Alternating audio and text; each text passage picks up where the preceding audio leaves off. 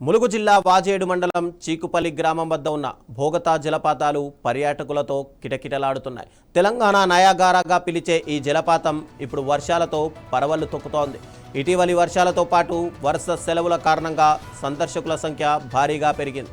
పాలదారలా జాలువారుతున్న జలపాతాన్ని చూడడానికి తెలంగాణతో పాటు ఛత్తీస్గఢ్, ఆంధ్రప్రదేశ్, మహారాష్ట్రాల నుంచి కూడా పర్యాటకులు వస్తున్నారు.